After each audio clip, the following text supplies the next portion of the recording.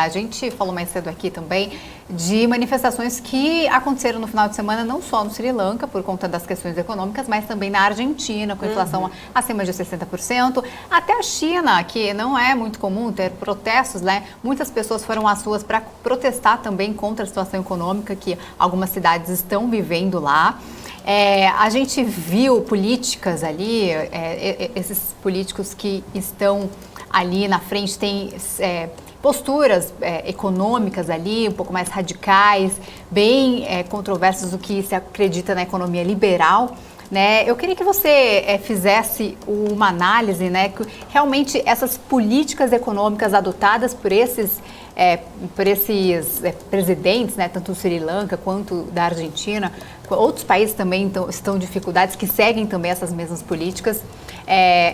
Por conta disso, né, o Brasil tem alguns presidentes, inclusive, que têm políticas e pensamentos bem parecidos com o líder de oposição do presidente Jair Bolsonaro. Você acredita que pode acontecer isso aqui no Brasil também? Caso essas políticas econômicas que foram implantadas nesses países, pode acontecer essa crise no Brasil também?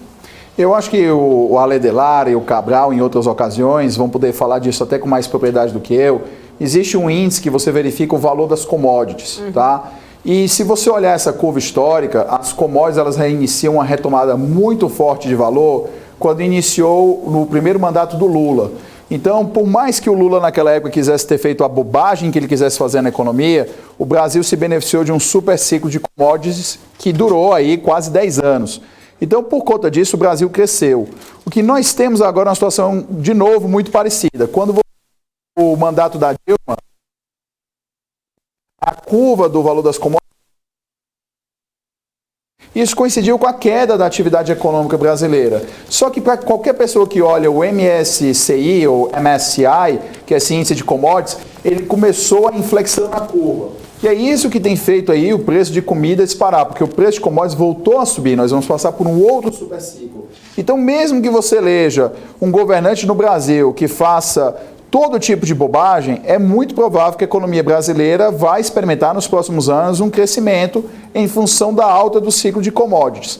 O grande problema que acontece é que sempre que você tem países subdesenvolvidos, na verdade países envolvidos também podem passar por isso, mas menos do ponto de vista institucional, mas países subdesenvolvidos, quando eles têm um super ciclo de commodities, você normalmente tem a doença holandesa, que você tem desvalorização do dólar em relação à moeda local, ou seja, a moeda local fica muito forte, e isso faz com que você destrua artificialmente a indústria do país e você consegue uma expansão muito forte de crédito que facilita o desenvolvimento de atividades econômicas no país, principalmente no comércio, por meio de financiamentos. E isso daí aumenta o endividamento a longo prazo das famílias. Só que com esse influxo gigante de dinheiro que acontece, normalmente líderes populistas usam esse dinheiro para comprar apoios e permanecerem no poder. Então a doença holandesa é uma tragédia que normalmente condena países subdesenvolvidos a permanecerem no subdesenvolvimento.